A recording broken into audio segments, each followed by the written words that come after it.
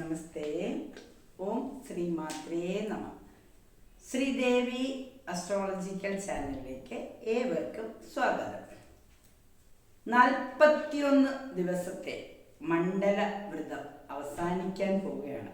എല്ലാവരും ഒരു പുണ്യകാലമായി ആഘോഷിച്ച് ആചരിച്ച് പോന്നിരുന്ന കുറച്ച് 41 ദിവസം ഇവിടെ പരിസമാപ്തിയിലേക്ക് കുറിക്കുകയാണ്. 2024 ഡിസംബർ 26 അതായത് കൊല്ലവർഷം 1200 ആണ്ട് ധനുമാസം 11 നമ്മൾ വ്യാഴാഴ്ച എന്ന് പറയുമ്പോൾ തന്നെ കൂടുതൽ ദൈവാനുഗ്രഹമുള്ള വളരെ പ്രാധാന്യമുള്ള ദിവസം. അന്ന് മറ്റൊരു പ്രാധാന്യം കൂടിയുണ്ട്. മഹാവിഷ്ണുവിൻ്റെ ദിവസമായ ഏകാദശിയും കൂടിയായ ആ ദിവസം കൃഷ്ണപക്ഷ ഏകാദശിയാണ് എന്നുള്ളതേ ഉള്ളൂ. ഏകാദശിയും ചേർന്ന് വരുന്ന ദിവസം അയ്യപ്പസ്വാമിയുടെ തങ്ക അങ്കി, അതായത് 1973 ശ്രീ ചിത്തിരുതിരുനാൾ രാജരാജവർമ്മ നമ്മുടെ അയ്യപ്പസ്വാമിക്ക് സമർപ്പിച്ചതാണ്. 450 കിലോ തൂക്കം വരുന്ന തങ്ക അങ്കി. അത് ഘോഷയാത്രയോടുകൂടി നമ്മൾ ഇവിടെ സന്നിധാനത്തിലെത്തി അത് ചാർത്തി വൈകിട്ട് ദീപാരാധനയാണ് ഏറ്റവും പ്രാധാന്യം. ആ ദീപാരാധനയ്ക്ക് ശേഷം ഹരിവരാസനമൊക്കെ കഴിഞ്ഞ് ദീപാരാധനയും മറ്റു പൂജകളൊക്കെ കഴിഞ്ഞ് ഹരിവരാസനമൊക്കെ പാടി അങ്ങനെ മണ്ഡലക്കാലം അവസാനിക്കുകയാണ്. അപ്പൊ ആ അവസാനിക്കുന്ന തുടങ്ങാൻ നമ്മൾ എത്രമാത്രം തയ്യാറെടുപ്പുകൾ എടുത്തോ.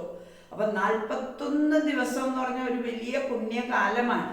ആ പുണ്യകാലത്തിന്റെ പരിസമാപ്തി കുറിക്കുമ്പോൾ നമ്മുടെ വീടുകൾ, നമ്മൾ ഓരോ ഭക്തരും ശബരിമലയ്ക്ക് പോകാൻ സാധിച്ചവരെല്ലാം ഭാഗ്യം ചെയ്തവരാണ്.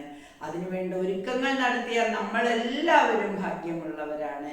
അയ്യപ്പസ്വാമിയെ കാണാൻ സാധിച്ചു, നമ്മൾ TV-യിൽ കണ്ടു. ഒരുപാട് എല്ലാ വർഷത്തേക്കാളും ജനത്തിരക്ക് കൂടിയ വർഷമാണ്. ഓരോ വർഷവും അങ്ങനെ തന്നെയാണല്ലോ. കന്നിക്കെട്ടായിട്ടും ഇഷ്ടംപോലെ ജനങ്ങൾ ദർശനം നടത്തിക്കഴിഞ്ഞു. ഇനിയും മകരവിളക്കെന്ന് പറഞ്ഞ് വീണ്ടും ഒരു മകരമാസം 1 ഒരു മകര ജ്യോതിയുണ്ട്. അതിന് വീണ്ടും നട തുറക്കും. ഇവിടെ മണ്ഡലം അവസാനിച്ചു കഴിഞ്ഞാൽ ഒരു കുറച്ച് ദിവസത്തേക്ക് മാത്രമായിട്ടാണ് അടയ്ക്കുന്നത്. വീണ്ടും മകരജ്യോതിക്കായിട്ട് വീണ്ടും നട തുറക്കും. അങ്ങനെ എല്ലാ മാസവും പൂജകളുണ്ട്. 7 ദിവസവും ഒക്കെ അവിടെ നട തുറന്നിരിക്കുന്നതാണ്. മുഴുവൻ കാലവും തുറന്നിരിക്കുന്നില്ല എന്നേ ഉള്ളൂ. അതുകൊണ്ട് തന്നെയാണ് ആ അയ്യപ്പൻ്റെ പ്രാധാന്യവും. ഇടയ്ക്ക് അടഞ്ഞു കിടന്നിട്ട് ഭസ്മത്താൽ മൂടി കിടന്നിട്ട് പിന്നെ കുറച്ച് ദിവസം കഴിഞ്ഞ് മാസത്തിൽ ഒരു 7 ദിവസം, മലയാള മാസത്തിലെ ആദ്യത്തെ 7 ദിവസം തലേ ദിവസം മുതൽ ആ അവസാനിക്കുന്ന ദിവസം, മാസം അവസാനിക്കുന്ന സംക്രമം മുതൽ 7 ദിവസം ഇങ്ങനെ തുറന്ന് തൊഴുമ്പോൾ ഭക്തി കൂടുമെന്നാണ് പറയുന്നത്. ശക്തിയും ഭക്തിയും കൂടുകയാണ്. കാരണം നമ്മളെ തന്നെയാണല്ലോ നമ്മൾ തിരിച്ചറിയുന്നത്. അപ്പോൾ തീർച്ചയായിട്ടും ഈ പുണ്യ ദിവസം വ്യാഴാഴ്ച ആയതുകൊണ്ട് വൈകിട്ട് നേരത്തെ തന്നെ എല്ലാവരും വീടും പരിസരമൊക്കെ ശുദ്ധിയാക്കി വെച്ചുകൊണ്ട് അവിടെ ദീപാരാധന നടത്തുന്ന സമയത്ത് തന്നെ നമ്മുടെ പൂജാമുറിയിലും പ്രാർത്ഥനകൾ ചൊല്ലി, അന്ന് വ്യാഴാഴ്ചയും കൂടെ ആയതുകൊണ്ട് വിഷ്ണു സഹസ്രനാമവും അയ്യപ്പസ്വാമിയുടെ കീർത്തനങ്ങളും മന്ത്രജപങ്ങളും പ്രാർത്ഥനകളും ഒക്കെ നടത്തി ഒരു പുണ്യ ദിവസം ആയിട്ട് നമ്മൾ ഈ ദിവസത്തെ ആഘോഷിക്കുമ്പോൾ വ്യാഴാഴ്ചയുടെ വ്രതങ്ങളൊക്കെ എടുത്താലും നല്ലതാണ്. അങ്ങനെ ഒരു നേരം അരിയാഹാരം കഴിച്ചുകൊണ്ട് വ്യാഴാഴ്ച ഒരിക്കലൂടെ ചെയ്യാം. സന്താനങ്ങൾക്ക് വേണ്ടിയിട്ട് ദൈവാധീനം വർദ്ധിപ്പിക്കുന്നതിന് ശനിദോഷങ്ങളെല്ലാം തീരാൻ പോവാണ്. പുതുവർഷം പിറന്ന് 3 മാസം കഴിഞ്ഞാൽ മാർച്ച് 29 ആകുമ്പോഴേക്കും കണ്ടകശനി, ഏഴരശനി, ജന്മശനിയൊക്കെ മാറുകയാണ്. ശനിയുടെ സ്വക്ഷേത്രത്തിൽ നിന്നും മറ്റ് രാശിയിലേക്ക് മാറുമ്പോൾ വ്യാഴത്തിൻ്റെ രാശിയിലേക്ക് വരുമ്പോൾ ഗുണഫലങ്ങൾ കൂടും. അപ്പൊ ആ ഗുണഫലങ്ങളൊക്കെ അനുഭവിക്കാൻ ദോഷങ്ങളെല്ലാം മാറി നമ്മളൊന്ന് ഏറ്റവും തെളിമയിലേക്ക് വരുവാൻ ഈ പ്രാർത്ഥനകളെല്ലാം നമ്മളെ സഹായിക്കും. അപ്പോൾ ഈ മണ്ഡലകാലത്തിൻ്റെ സമാപനം ക്ഷേത്രങ്ങളിൽ സാധിക്കുന്നവർ ക്ഷേത്രങ്ങളിൽ ദർശനം നടത്തി പ്രാർത്ഥന നടത്തുക.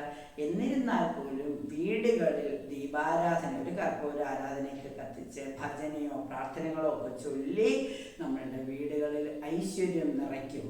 കാരണം ഐശ്വര്യം നിറയുമ്പോൾ സമ്പത്ത് നിറയുമ്പോൾ, സമ്പത്ത് എന്ന് പറയുന്നത് ഒരു കുടുംബത്തിൻ്റെ എല്ലാവിധ വളർച്ചയുമാണ്. സാമ്പത്തികമായ വളർച്ച, ആരോഗ്യപരമായ വളർച്ച, നല്ല ഗുണങ്ങൾ, നല്ല സന്തതികൾ, ഇതെല്ലാം ഒരു വീടിൻ്റെ അല്ലെങ്കിൽ ഒരു വീടിൻ്റെ സമ്പത്ത് നാടിൻ്റെ സമ്പത്താണ്. നാടിൻ്റെ സമ്പത്ത് എന്ന് പറയുന്ന ഓരോ ചെറിയ ചെറിയ വീടുകൾ ചേരുമ്പോൾ ഒരു വലിയ ഒരു സമൂഹം, ആ സമൂഹം മൊത്തം രാഷ്ട്ര നന്മയ്ക്ക് വഴിയൊരുക്കും. അതിനായിട്ട് എല്ലാവരും ഈ 26-ാം തീയതി ഏകാദശിയും വ്യാഴാഴ്ചയും ചേർന്ന് വരുന്ന ദിവസം, മണ്ഡലവ്രതം അവസാനിക്കുന്ന ദിവസം, ദീപാരാധനയോടുകൂടി, ശരണം വിളിയോടുകൂടി, പ്രാർത്ഥനയോടുകൂടി കൊണ്ടാടൂ. എല്ലാ നന്മകളും എല്ലാവർക്കും ഉണ്ടാകുവാൻ ഈ മണ്ഡലകാലത്തെ പൂജകളും പ്രാർത്ഥനകളും ഒരുപാട് സഹായകമാവും.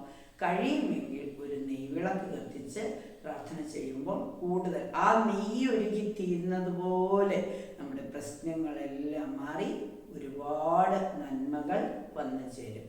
തീർച്ചയായും അതിനുള്ളൊരു സാഹചര്യം നമുക്ക് വഴിയൊരുക്കി തരും.